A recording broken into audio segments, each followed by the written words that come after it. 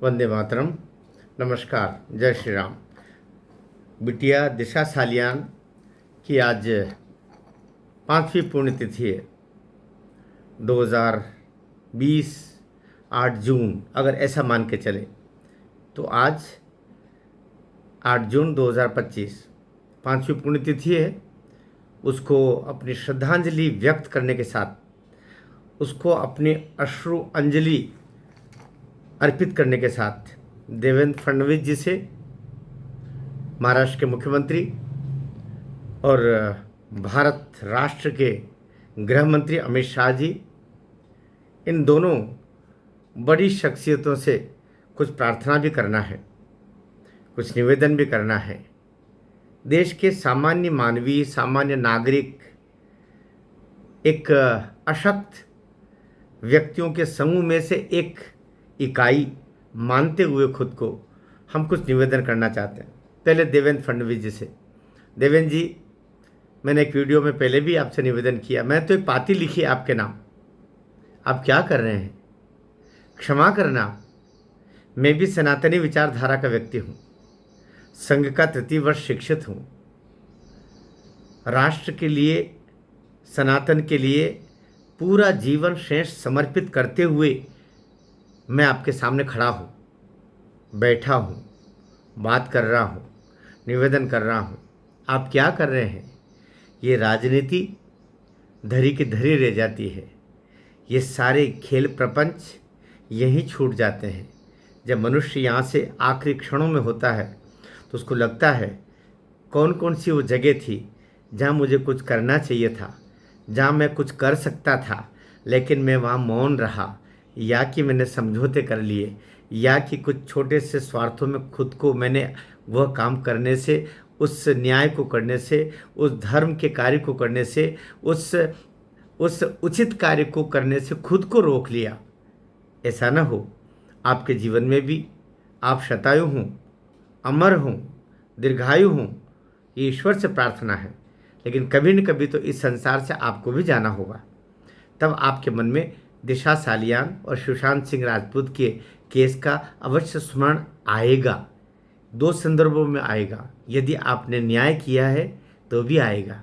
आपके रहते हुए, आपके सामर्थ्यवान रहते हुए, आपके गृह मंत्री और मुख्यमंत्री रहते हुए, अगर महाराष्ट्र की बात कर रहा हूँ कि वे जब ये घटना घटित हुई तब आप विपक्ष के नेता थे बेशक, क्योंकि उद्धव ठाकरे की सरकार थी।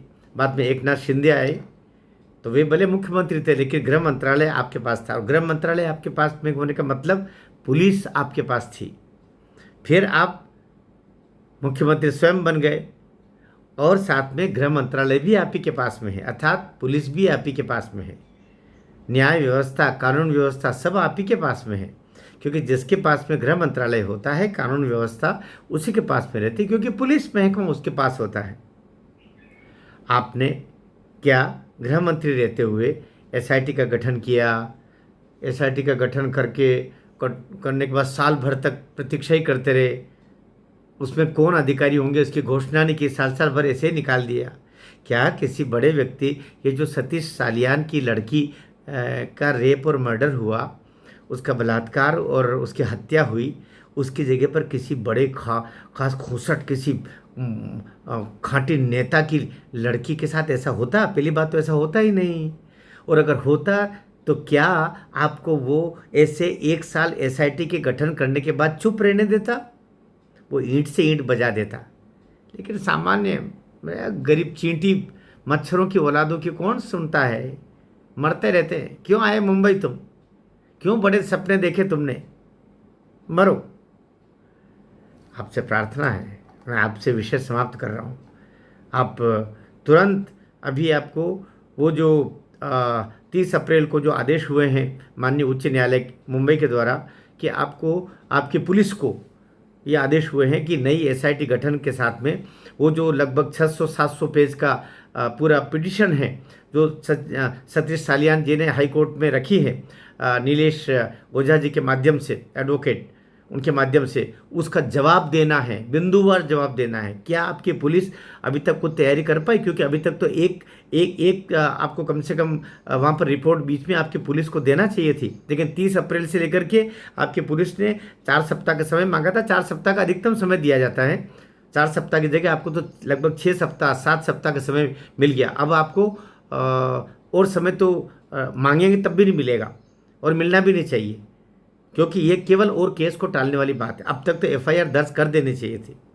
यद्यपि हम ये मान के चल रहे कानून के ज्ञाता लोग, कानून को जानने वाले लोग, हम जैसे कानून के विद्यार्थी लोग, कि कोर्ट का उस पिटिशन के बिंदुवार आरोपों पर जवाब देना ही अपने आप में एफआईआर है, तो वो तो करना ही पड़ेगा। लेकिन आपको तो विधि विधान से एक एफआईआर दर्ज करना चाहिए थी, क्योंकि सतीश सालियान आपके पुलिस विभाग में बार बार आवेदन दे करके दौड़ते रहे, उनकी चप्पलें घिस गई है कि हमारी एफआईआर दर्ज करो। मेरी बेटी को आदित्य ठाकरे ने रेप करके मारा है, ये उसने हाई कोर्ट में भी उसके पिता ने, सतीश सालियान ने पिटिशन रखी है, पुलिस को आवेदन दिए हैं, खुद की सुरक्षा मांगी। आपने क्या किया अब तक?